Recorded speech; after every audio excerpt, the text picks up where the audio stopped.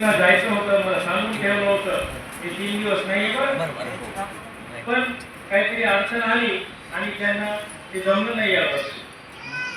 दरवर्षी पाटील सर कुटुंबासोबत पर्यटनाला जातात. मंदार भक्ती आणि ती लहानपणापासून मी बघत आलेलो आहे त्यांना. पाटील सर दरवर्षी कुटुंबासोबत त्यांच्या नातेवाईकांसोबत कुठेतरी जातात, म्हणजे कुठेतरी बरेच दूर जातात ते, आणि तिथून आल्यावर मला सांगतात बघ मी इकडे गेलो तिकडे गेलो. त्यांच्या आनंदात मलाही आनंद वाटायचा. बेगाने की शादी अब्दुल्ला दिवाना असं मी फिरून आल्यासारखं वाटायचं. मुख्याध्यापक म्हणून सरांनी काय काय केलं तर पहिलं म्हणजे खरं सांगायचं तर मुख्याध्यापक हे पद तसं त्यांच्याकडे अनिच्छेनं आलेलं, पण तरी देखील त्यांनी त्या पदाला खूप चांगला न्याय दिला. त्यांनी शाळेला शिस्त लावली, अनेक कामामध्ये त्यांनी सुसूत्रता आणली. म्हणजे जे काम थोडेसे इतस्त पसरलेले होते त्यांना बरोबर असं व्यवस्थित करण्यात त्यांचा मोठा हातखंडा आहे. वेळापत्रक, नूतन विद्यालयाचं वेळापत्रक म्हणजे साधी गोष्ट नाही. ते वेळापत्रक त्यांनी आम्हाला कसं करायचं हे शिकवलं. अगदी व्यवस्थितपणे एवढ्या सगळ्या शिक्षकांचं वेळापत्रक करणं हे खरंच जिकिरीचं काम आहे. मग त्यांना असं वाटलं की माझ्याकडे हे महत्त्वाचं काम हे आपण केलं पाहिजे.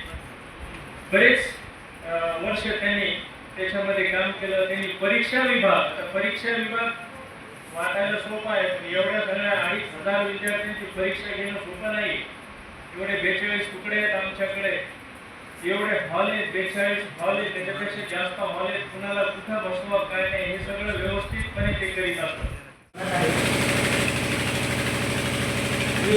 या गोष्टीला विचार करताना असं सहज एक प्रसंग आठवलं की याआधी जेव्हा एक दुसऱ्याने त्याच्या आख्यान गायलं होतं, त्याचं प्रसंगाचं वर्णन करताना कवी माधवकरांनी म्हणलं होतं की पुष्कळ सांगायची त्यांचे ज्योतिले त्याची आहे. अशा या प्रसंगाला काय भावना व्यक्त करावी. मोठे काका अंबाजोगाई आहे. तर शिक्षणाच्या निमित्ताने काकाकडे आलो, आंबोलीला शिकलो. माझी मोठी बहीण आहे तर आंबोलीला राहिलो काकाकडे, जालन्याला राहिलो. माझं उच्च माध्यमिक शिक्षण त्या ठिकाणी झालं. त्याच्यानंतर महाविद्यालयीन शिक्षण माझं अंबाजोगाईला झालं. पुन्हा पदव्युत्तर शिक्षण माझं औरंगाबाद विद्यापीठ डॉक्टर बाबासाहेब आंबेडकर विद्यापीठात झालं. तर अशा वेगवेगळ्या गावांमधून फिरत शिक्षणाची वाढी करत नूतन विद्यालयासारख्या एक सांस्कृतिक वारसा असणाऱ्या, त्याच्यानंतर सुसंस्कृत माणसाचं गाव असणाऱ्या आणि एक ऐतिहासिक वारसा लावलेला आहे या नूतन विद्यालयामध्ये दाखल झालो. आज मी तुमच्या समोर उभा आहे. त्याच्या पाठीमागे माझे मोठे काका आज हयात नाही, डीएम सार्वजनिक परिचित होते. माझे लहान काका आज हयात नाही, वडील हयात नाही. माझी आई आज तुमच्या समोर बसलेली आहे. माझी आई, वडील, माझे काका या सर्वांनी जो माझ्यावर काही संस्कार केले त्यांच्या आशीर्वादाने मी आज तुमच्या समोर उभा आहे. एवढं मी फक्त कमी शब्दामध्ये तुम्हाला सांगतो. आणि दुसरं एक तुम्हाला सांगायचं म्हणजे तुम्ही 2 महिन्यासाठी जेव्हा सोबत आलो, गुजरीकडे आलो, तर 2 महिन्यासाठीच मला काय करायचं म्हणजे काय करायचं म्हणजे राहायचं तुमचं. तर तुम्ही म्हणजे हे 2 महिने काढलं, 2 महिन्यासाठी इथंच राहायचं.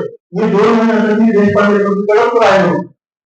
खरं म्हणजे काकूची नोकरी, त्यांचं नोकरी, परत त्यांचा स्वभाव वेळेवर जाणं, वेळेवर या सगळ्या गोष्टी 2 महिने त्या कालखंडामध्ये मी गुजरीकडेच राहिलो.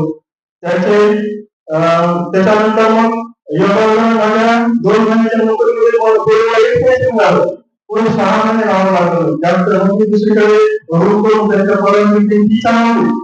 पण मी दुसरीकडे रूम करून राहिलो. मग तिथं मला हे शशिकांत देशपांडे, गुलाब पांडे एकटं राहिलं. मी राहिलो गावातून सगळीकडे टाटा वगैरे, परंतु एकटं राहण्याचा तरी प्रसंग आला नव्हता. आणि इथं आल्यानंतर 2 महिने काकाकडे राहिल्यानंतर काय वाटत नाही, पण 6 महिन्यानंतर दुसरीकडे राहायची जेव्हा प्रसंग पडला तेव्हा माझ्या मित्रांनी मला एकनाथ जाधव, सुरेश वायम कुलकर्णी हे सगळे आम्ही बरोबर लागले. त्यांनी काही मला व्यक्त बोलून दिला नाही. ते नेहमी माझ्या संध्याकाळी 6 रुपये सगळे सोबत एक मला 10 दुसऱ्याकडे खूप वाटायचा आणि मी चर्चा करायचो. शैक्षणिक असं सगळं ते असायचं चालायचं. शिवलोकमध्ये या असं हे आलो आणि देशपांडे मुलीची मोठी मुलगी डॉक्टर होती तिला चित्रा तरी या नावाने आपण संबोधतो सगळे चित्रा तरी तिचा पुढाकार आहे त्यांच्या पुढाकारानं माझं लग्न देखील जमलं. लग्न जमलं म्हणजे त्यांनी लग्न जमवलं म्हणजे माझ्या जीवनातल्या महत्वाच्या गोष्टी ज्या आहेत नोकरीच्या असतील लग्नाच्या असतील त्या सगळ्यांनी माझ्या काकाच्या नावाने काकामध्ये सगळं केलेलं आहे आणि म्हणून त्यांचे आयुष्यभर मी ऋण विसरू शकत नाही. त्यांचा मी ऋणही नाही. कसं आहे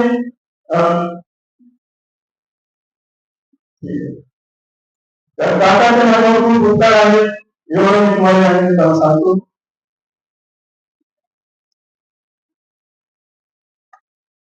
त्यानंतर मला इतर पिंपळगावकर परिवार सुधाकरराव पिंपळगावकर यांची मुलगी विवाह झाला. विवाहाच्या नंतर गावातच पाहुणे असल्यामुळं म्हणजे आगाव झाला की आम्ही नोकरीला दोघे नोकरी लग्नाच्या अगोदरपासून तिला नोकरी दोघे जण नोकरीत असल्यामुळं कोणी पत्नीची धावपळ तिथं घरात असं सगळं होतं. आणि मग आमच्या संसारातील मंडळ आणि भक्ती जे पुढे लहान होते पर्यंत सांभाळ करणं आणि मोठं हे काम होतं. पण आज आमचे शास्त्री पिंपळगावकर हयात नाही परंतु त्यांनी आमच्या सासूबाई सिंधुताई पिंपळगावकर यांनी ती कधी तुम्ही अशी बाजू दिली नाही बाबा हे आजोबा आजीच्या सानिध्याचे उघड घडले संस्कार त्यांच्यामध्ये झालेले आहे तर हे सगळं त्याचं फलित आहे. ती मोठी माणसं सगळी पिंपळगावकर आहे त्यांच्यासारखी माणसं आहे आपण सगळे आहेत आणि म्हणून मला इथं काम करणं खूप सोपं गेलं. पत्नीला जाणून करावं लागायचं मुख्यासाठी तिचा परिवार पहिल्यापासून केलेला आहे आणि घरची जबाबदारी सांभाळणं शाळेची जबाबदारी सांभाळणं होती परंतु खंबीरपणानं पाठीशी वळायचा तिचा देखील तो स्वभाव आणि त्याच्यामुळे मला काम करता आलं. असं सगळं हे कौटुंबिक पार्श्वभूमी असणार. आम्ही माझ्या मोठ्या दादाला 4-5 भावंड आमच्या वडिलांना 4-5 भावंड आमचं 10-11 जणांचं कुटुंब एकत्र राहिलं एकत्र कुटुंब पद्धती होती आणि एकत्र कुटुंब पद्धतीमध्ये भांडणे कामाचे भांडणे घराला आता माझ्याकडे म्हणजे अशा प्रकारचं प्रेम असणारे सगळे भाव बहीण भावंड सर्व काही उचित आहे ते सगळेजण आपापल्या संसारात व्यस्त आहेत. सगळ्यांना काही भूमिका उपस्थित राहता येत नाही. काही माझे भाऊ आलेले त्या ठिकाणी बहीण आलेल्या उपस्थित झालेले आहेत. तर असं सगळं आहे. या ठिकाणी शिक्षक म्हणून काम करत असताना माझ्याकडे मराठीचा विषय मराठी आग्रहासाठी विषय मराठी हा विषय पहिल्यापासून मला खूप आवडतो. संत साहित्य हा माझ्या आवडीचा भाग आहे. साहित्यामध्ये आत्मचरित्र सेतू मालवाचं जीवन नावाचं पुस्तक आणि यशवंतराव चव्हाणचं कृष्णाकाठ नावाचं आत्मचरित्र माझ्या मनामध्ये खूप भावलेलं आहे आणि ती पुस्तकं माझ्या मनावर खूप प्रभाव टाकून गेली आणि त्याप्रमाणे शाळेत राहिलो काम करत गेलो. शाळेमध्ये असताना शिक्षण म्हणून वापर करताना आपण या पद्धतीने चालत राहिलो. माझ्या स्वभावाचा भाग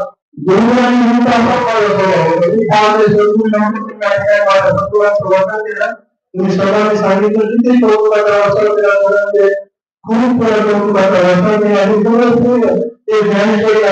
ज्ञानेश्वरी मंडळाला इसवी सन 2002 साली मी यांच्या सान्निध्यात आलो आणि श्रीहरी प्रतिष्ठान नावाची संस्था आरंभला आहे.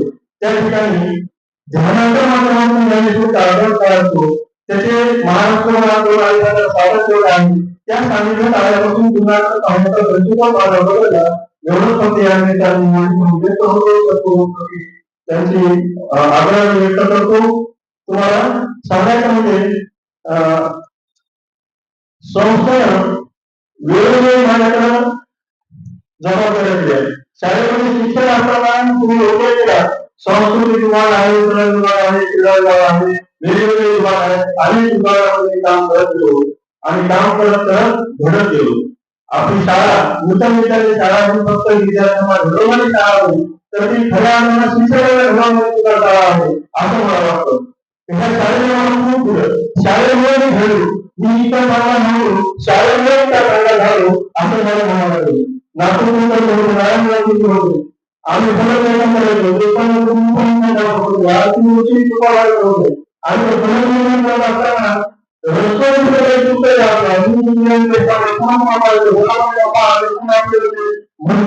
तर हे अशी माणसं तयार माणसं या ठिकाणी होती, त्यांच्या सान्निध्यामुळे काम करता आलं, राहता आलं, म्हणून मी घडलो. संस्थेचे शाळेचे अशा म्हणजे फक्त विद्यार्थ्यांची शाळा घडवत असणाऱ्या शिक्षकांना देखील आपली शाळा घडवते. मला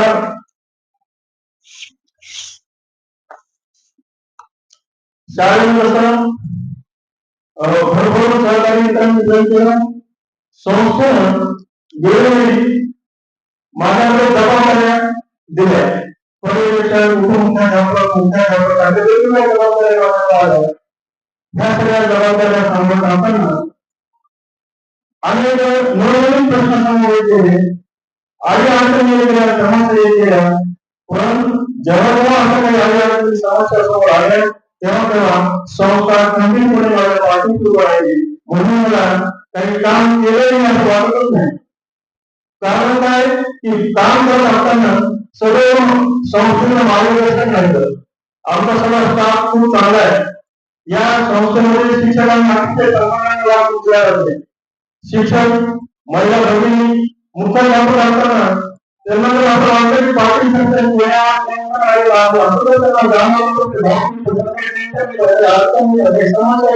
आम्ही तुमच्या पाठीशी आहोत आणि आम्ही तुमच्या पाठीशी आहोत, ह्या भावनेनं सगळ्यांनी मिळून जे काम केलं, एक टीम वर्क होतं. त्या टीम वर्क शाळेचे निकाल आपल्याला आता सरांनी भावना व्यक्त केली, नुसता नाही, पण आपल्याकडे 10वीच्या 8 तुकड्या 8 तुकड्या म्हणून 550 विद्यार्थी ह्या शाळेत होते. त्याच्यापैकी 5 तुकड्याचे निकाल 90% जास्त आहे आणि 72% लोक फक्त एकच जितकी मोठी विद्यार्थ्यांची क्वांटिटी असताना सुद्धा निकालांना निकाल लागतो, ह्याच्यासाठी सर्व सहकारी जोडलेले आहेत. शाळेनं गुणवत्ता हा गावामध्ये संस्थेनं गुणवत्ता हा गावामध्ये समजून त्यानुसार मार्गदर्शन करून वेगवेगळ्या बैठका घेतल्या आणि आम्ही कामाला लागलो.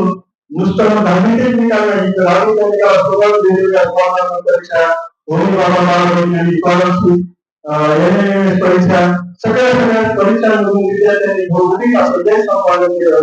तर हे सगळं होण्याच्या पाठीमागं माझे सर्व सहकारी बंधू होते आहे. त्यांच्यामुळे हे काम छान झालं, योग्य झालं, चांगलं झालं.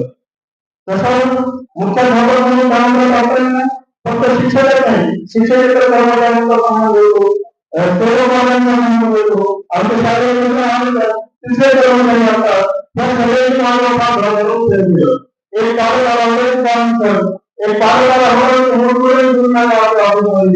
पटकन आपल्या सेविका एक जण आल्या आणि त्यांनी त्या पालकाला मुंबई सांगितलं, यावा तुम्ही तरी काम करताना बघा ते त्यांच्या गल्लीचं पालक होता, इथं बघा इथं चांगला आरोग्य तर म्हणतात त्यांना असं करावं वाटतं. माझ्याप्रती आपल्याला प्रेम असं प्रत्येकाने या ठिकाणी व्यक्त केलं आणि त्यामुळे मला आपल्याला खूप सोपं झालं, सुखद झालं.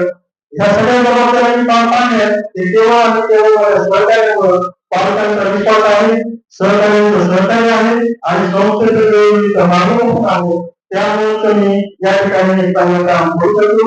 आदरणीय देशांमध्ये आलो आणि आज तुमच्या सगळ्यांसोबत आज व्यक्ती जीवना या माझ्या याचा नोकरीचा या ठिकाणी विरोध होत आहे. ते भगवद्गीतेमध्ये आहे ना, नहीं ज्ञानेन सदृशम पवित्रमेव विद्यते, नहीं ज्ञानेन सदृशम पवित्रमेव विद्यते.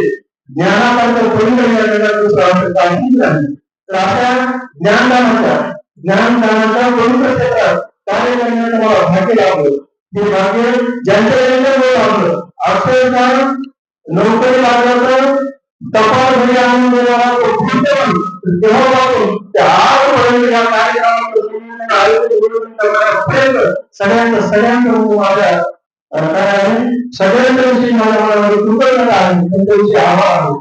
किंवा मी माझ्याविषयी प्रार्थना करताना भाषण केलं किंवा मी एखाद्या 31 वर्षामध्ये सोबत आहे त्यांना उपमुख्याध्यापक कार्यालय हे सगळं आम्ही पासून ठेवलं. मुळातच देशपांडेकरांचा स्वभाव म्हणजे अतिशय विरोध आहे. ते काही कामावर नियोजन फार परिस्थितीत करतात, सहकार्याने मार्गदर्शन अतिशय व्यवस्थित करतात. त्यानुसार परिवर्तन केली मला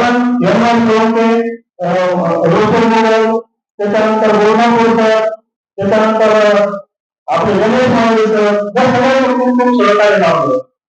आपले विद्यार्थी या ठिकाणी बोलण्यावर उपस्थित आहेत. ते सहज त्यांच्या वर्गाचे आसन चालून सहज भाषण संपवलं सर या ठिकाणी टीचर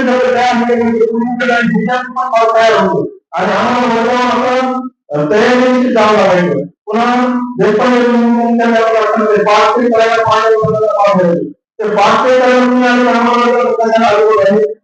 करायला तर एकदा पाठते करायला बोलवरच्या वर्गामध्ये गरजेसारखा मुलगा होता आणि तो मुलगा सोडवते बोलवकर सहकार्य तर तो मुलगा प्रश्न विचारायला फार त्यांनी सर मला विचारायचे. आता मला असं काय विचारायचं विचार मी फळावर नाव दिलं होतं शेतीसाठी पाणी शेतीसाठी पाणी आणि महात्मा तर ते वाचल्यानंतर त्या मुलांनी विचारायचं मला महात्मा फुले महात्मा गांधी लावलेली आहे तशी महात्मा गांधी आपल्याला खूप आवडते म्हणजे मला फक्त महात्मा गांधी महात्मा फुले माहित होते मी माहिती आहे पण आमच्या आपल्याला पाहून सांगतो तर अशा प्रकारचे मुलं सुद्धा होते प्रश्न विचारणारे जिज्ञासा असणारे त्याच्या मुलांमुळे आणि तयारीची काही जात असल्यामुळे ते बाहेरची तयारी करून शिकवणं चांगलं जमलं.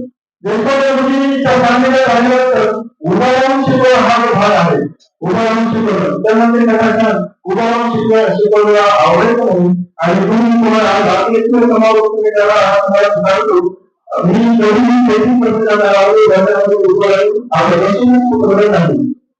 बसून शिकवलं तुमच्या बसून शिकवले आवडत नव्हतं तरीही बसून शिकवलं नाही समारोप करत आहे तुमच्यापर्यंत माहिती शिकवलं. धन्यवाद. बोलण्यासाठी खूप वेळ खूप भारी आहे 23 वर्षाचा खूप अनुभव आहे बोलता खूप मी या ठिकाणी थांबतो. धन्यवाद. आपण सगळेजण वेळात वेळ काढून माझ्यासाठी माझ्यावर असणाऱ्या प्रेमापूर्वी वेळात वेळ काढून त्यावर बाजूला ठेवून सगळ्यांमध्ये हे करून उपस्थित झाले आहात. सगळ्यांचे मी पुन्हा एकदा मनापासून खूप खूप धन्यवाद मानतो. धन्यवाद.